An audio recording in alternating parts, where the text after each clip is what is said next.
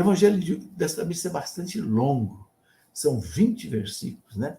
É a continuação do capítulo 5 do Sermão da Montanha de São Mateus. Vocês já notaram que São Mateus está nos evangelhos de domingo.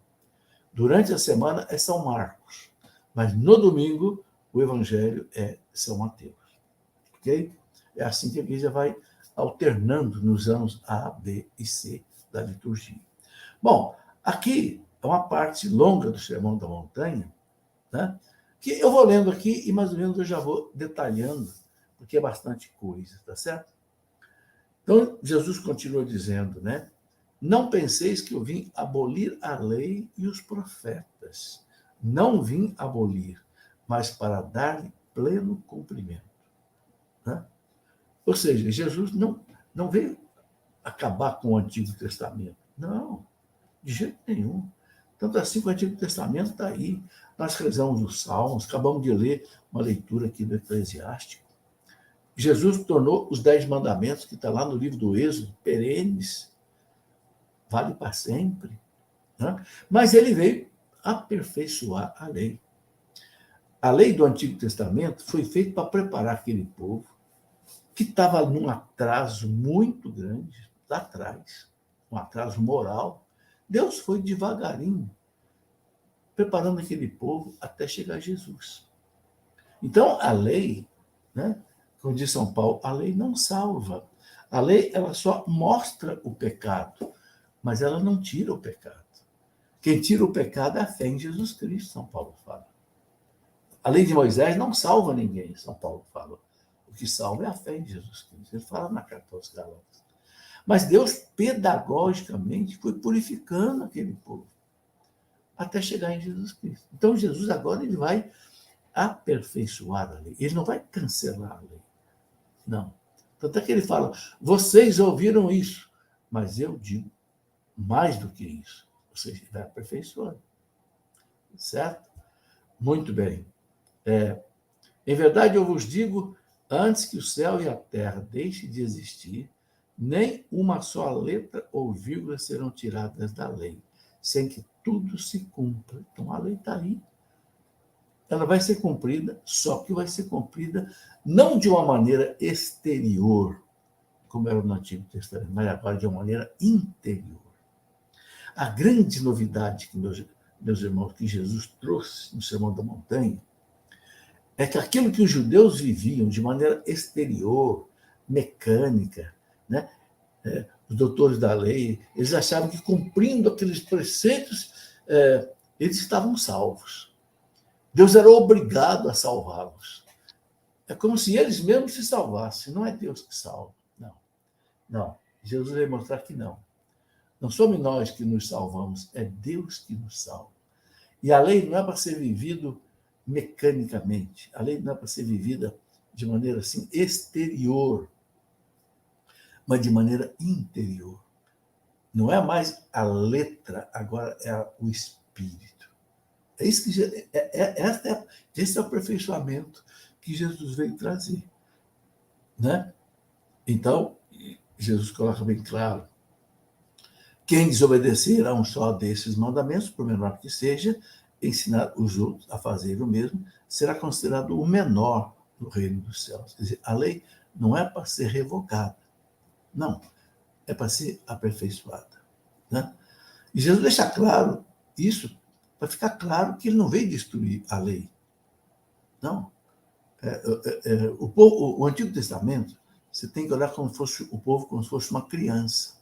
Criança você trata de um jeito, mas quando cresce, vira adolescente, vira jovem, opa, você atualiza a lei e aperfeiçoa, né, a maneira de tratar com eles. Bom, aí Jesus começa dizendo, né? Porque eu vos digo, se a vossa justiça não for maior que a justiça dos mestres da lei e dos fariseus, vós não entrareis no reino do céu. Ou seja, se vocês viverem como os fariseus vivem, que eu falei já, de maneira exterior, né? Mas não tem uma convicção interior do que está vivendo, não vai entrar no reino dos céus. Entende? Aí Jesus começa a colocar a perfeição da lei. Vós ouviste o que foi dito aos antigos: não matarás. Quem matar será condenado pelo tribunal. Eu, porém, vos digo. Essa expressão aqui, eu, porém, vos digo, aparece 6 vezes aqui no Evangelho de São Mateus. O que quer dizer eu, porém, vos digo? Eu sou Deus. Vocês receberam a lei de Moisés lá no Monte Sinai. Eu agora estou num outro monte aqui, o Monte das Bem-aventuranças, né? O Monte do Sermão da Montanha. Ele é o novo legislador, né? Que veio, né? Agora como Deus para levar a lei à perfeição. Por isso ele diz, eu, porém, vos digo. Olha a autoridade. Quem de nós é capaz de dizer isso, né? Eu porém, vos digo. Não. Ele coloca. Por quê? Porque ele é Deus. Aí ele deixa bem claro. Eu, porém, vos digo, todo aquele que se encoleriza com seu irmão será réu de juízo. Quem disser ao seu irmão patife será condenado pelo tribunal. Quem chamar o irmão de tolo será condenado ao fogo do inferno. Né? O que Jesus quer dizer com isso? Que a gente não pode odiar ninguém. Né? Olha o Sermão da Montanha, como é que ele é. Ele é claro. Amai os vossos inimigos. Quem ama não odeia. Orai por aqueles que vos perseguem. Abençoai aqueles que vos amaldiçoam. Sabe, a gente pode não concordar com uma pessoa. A gente pode estar 100% contra aquilo que a pessoa diz e que a pessoa faz. E a gente pode lutar contra os erros da pessoa. Jesus pegou num chicote contra aquele povo que eram os vendilhões do templo. Mas isso é diferente de odiar, desejar o mal, querer profanar a pessoa, caluniar a pessoa, odiar a pessoa, querer ver, matar a pessoa no próprio coração. Né? Eu sei que muitas vezes a gente fica irritado com certas pessoas. Né? Nós vivemos uma época política recentemente, né?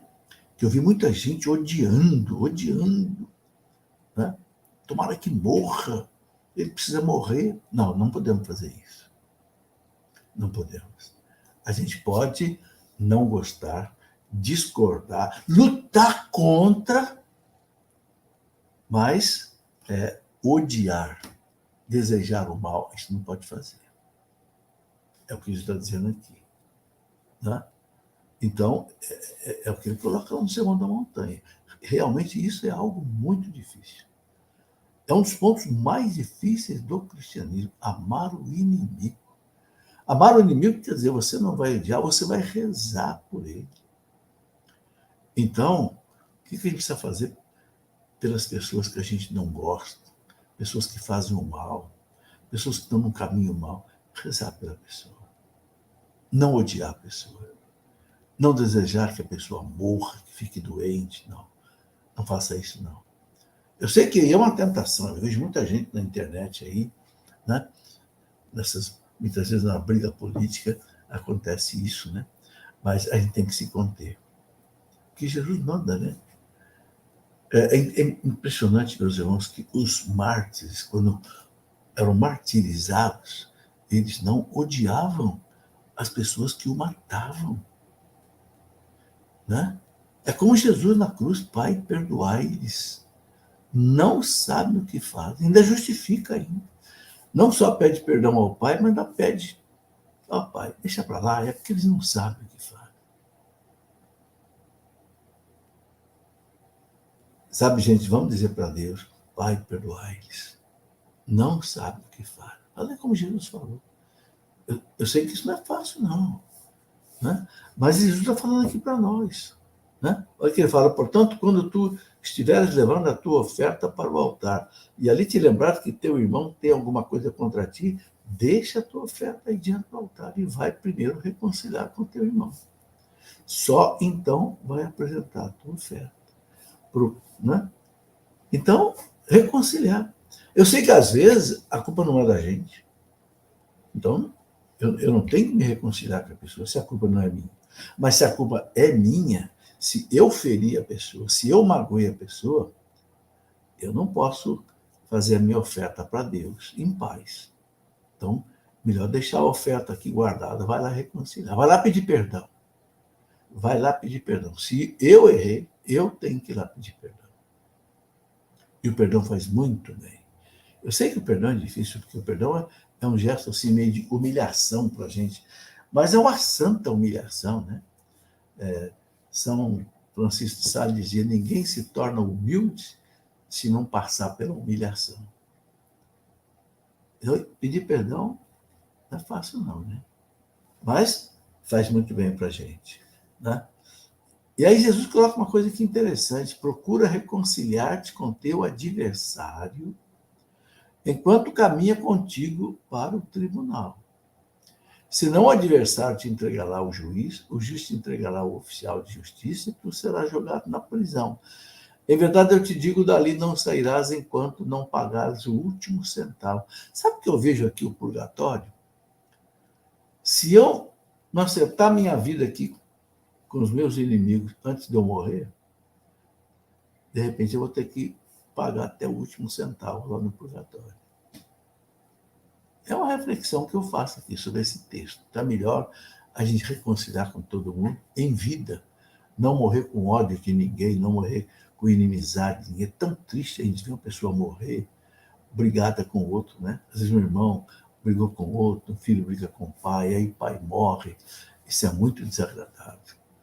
Então, acertar as coisas enquanto a gente está vivo, né? Ouviste o que foi dito, não cometerás adultério. Agora Jesus pega outro assunto. O primeiro assunto ele pegou sobre, vamos dizer assim, a caridade, o relacionamento com os irmãos. Agora ele pega com relação ao sexo, à castidade. Ouviste o que foi dito, não cometerás adultério. Eu, porém, vos digo, todo aquele que olhar para uma mulher com desejo de possuí-la, já cometeu adultério com ela no seu coração. Jesus quer tirar o mal na raiz. Isso é muito bom para nós, o que Jesus ensina. Porque o adultério, ele não começa lá na cama, ele começa na cabeça, no cérebro. Então Jesus diz, tira logo do cérebro. Olha o que ele diz em seguida aqui, né? Se o teu olho direito é para ti ocasião de pecado, arranca-o e joga-o para longe de ti. De fato, é melhor perder um de seus membros do que todo o teu corpo ser jogado no inferno. Se a tua mão direita é para ti ocasião de pecado, corta, joga para longe de ti. De fato, é melhor perder um dos teus membros do que todo o teu corpo no inferno. É claro que Jesus está usando aqui uma alegoria. Ninguém vai cortar a mão, ninguém vai arrancar o olho. O que Jesus está dizendo é o seguinte, feche os olhos. Feche os olhos para o pecado. Lá no Horto das Oliveiras, quando os apóstolos não conseguiram vigiar com ele 1 hora, o que foi que ele disse para os apóstolos? Vigiai e orai, porque o espírito é forte, mas a bendita da carne, ou seja, a natureza humana, é fraca. Então, esse vigiai que Jesus coloca é isso. Olha, para nós homens, gente, para nós homens, é uma tentação o que a gente vê hoje nas mulheres. Se você não fechar os olhos, você está lascado. Você vai entrar em mau pensamento. E aí o cérebro começa, entende? Você perde a paz. Então, desvia os olhos. Ver, sentir, não é pecado. O pecado é consentir. Eu vejo uma mulher atraente, mal vestida, sensual. Ai, eu fico olhando. Ah, não é pecado, é só um pouquinho. Ah, cuidado. Cuidado, cuidado, porque um palito de fósforo incendeia uma floresta. Né? Então, vocês estão vendo que é aquilo que Jesus ensina, né? Não basta ter a fé, tem que ter as obras também. As obras são isso. Quando fala obra, não é só obra de caridade, não. A luta contra o pecado é uma obra de santificação. Obra de santificação. A caridade é uma das obras de santificação. Mas o amar o inimigo, perdoar o outro, né? O não pecar contra a castidade, é obras. Né? São Paulo fala na carta aos Gálatas, a fé que age pelas obras, a fé que opera pelas obras. Né? Então, tá aí. Foi dito também, quem se divorciar de sua mulher, dê-lhe uma certidão de divórcio. Eu, porém, vos digo, todo aquele que se divorcia de sua mulher, a não ser por motivo de união irregular. Aí é quando o tribunal da igreja declara que o casamento não valeu, foi nulo. A não ser por motivo de união irregular. Faz com que ela se torne adúltera. E quem se casa com a mulher divorciada comete adultério. Tá aí. Então, Jesus só aceita, né, o divórcio, a separação, se o casamento foi nulo. Mas para que o casamento seja nulo, é a igreja que tem que decidir, não sou eu. Não é o casal. Meu casamento foi nulo. Não. Nós não somos senhores do bem e do mal. É a igreja. Então, tem que fazer o processo de declaração de nulidade. Se o tribunal da igreja declarar que o casamento seu foi nulo, ótimo. Então, se o casamento não valeu, você pode casar com uma pessoa.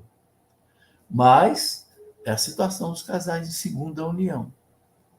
A igreja não quer que eles se afastem da igreja. A igreja não quer que eles sejam discriminados na comunidade. Mas a igreja quer que eles resolvam o problema. Então, Jesus coloca, né? Não pode haver o divórcio. Né? Bom, vós ouvistes também o que foi dito aos antigos. Não jurarás falso, mas cumprirás o teu juramento feitos ao Senhor. Né? Deus não proíbe jurar, ele proíbe jurar falso. Olha o que ele está dizendo aqui. Não jurarás falso, mas cumprirás os teus juramentos feitos ao Senhor. Então, por exemplo, quando a gente se casa, a gente faz um juramento. Prometo ser-lhe fiel na saúde, na doença, na riqueza e na pobreza. É um juramento. Quando alguém vai, né, assumir a presidência da República, coloca a mão sobre a Bíblia, eu prometo cumprir, né? Não sei, a Constituição, etc. É muito comum colocar a mão sobre a Bíblia, você jura dizer a verdade, somente a verdade, nada mais além do que a verdade. A igreja não proíbe um juramento desse. Proibir a pessoa ficar, por qualquer coisinha, juro por Deus, juro por isso, não. Aí você está invocando Deus por uma bobagem. Né? Muito bem. Não jureis de modo algum, nem pelo céu, porque é o trono de Deus, nem pela terra, porque é o suporte onde apoia os seus pés, nem por Jerusalém, porque é a cidade do grande rei. Não jures tampouco pela tua cabeça, porque tu não podes tornar branco ou preto um só fio de cabelo. Então, o melhor mesmo é não jurar por nada. A não ser os juramentos obrigatórios. Aí é diferente. Tá? Seja o vosso sim, sim, o vosso não, não. Tudo o que for além disso vem do maligno. Tá aí. Então, Jesus coloca essas normas todas para a gente viver. E o que esse domingo ensina para nós é o seguinte: vamos lutar para viver segundo a lei de Deus. Não é fácil viver, mas aí Deus vem em socorro da nossa fraqueza. Uma coisa que a igreja ensina, o Concílio de Trento deixou claro, é que quando Deus coloca uma lei para nós, é porque é possível cumprir. Porque Deus não pede para nós coisas impossíveis. Deus não pede o que é possível. Então, o que eu preciso é da graça de Deus. Então, eu preciso da oração. Eu preciso do auxílio do céu.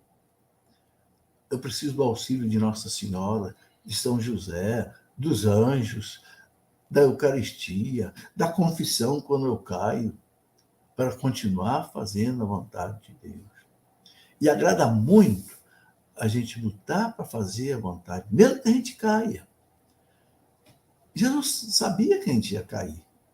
Por isso que ele deixou o sacramento da confissão. Lógico. Jesus conhece a nossa miséria, a nossa fraqueza. Então, o feio não é cair. O mais feio é ficar caído. Não se levantar, não se arrepender, não confessar. Isso é que é o mais feio. Enquanto a pessoa está disposta a lutar contra os erros, contra os pecados, ela está no caminho da salvação. Agora, se ela larga a mão de tudo, aí é feio. Bem, meus amigos, é um pouco do que a liturgia deste domingo coloca para nós. Vamos pedir a Nossa Senhora de modo especial, ela que é mãe de misericórdia, ela que é consoladora dos aflitos, ela que é auxílio dos cristãos, né? Vamos pedir a Nossa Senhora que nos ajude a viver segundo a lei de Deus, como ela viveu, perfeitamente como ela viveu. Que a gente nunca desanime, que a gente vigie e que a gente ore o suficiente para viver a lei de Deus. Hoje, dia de Nossa Senhora de Lourdes, um dia muito especial para a gente pedir isso a Nossa Senhora. Que a Nossa Senhora de Lourdes derrame nos nossos corações a sua graça, a sua bênção nesse dia de hoje, nos dê essa força de viver segundo a lei de Deus. Amém. Tenham um domingo abençoado, um final de semana abençoado. Amanhã voltaremos, de manhã não, porque já explicamos aqui o Evangelho, mas voltaremos, se Deus quiser, para o terço da misericórdia e à noite para uma reflexão também. Em nome do Pai, do Filho e do Espírito Santo. Amém.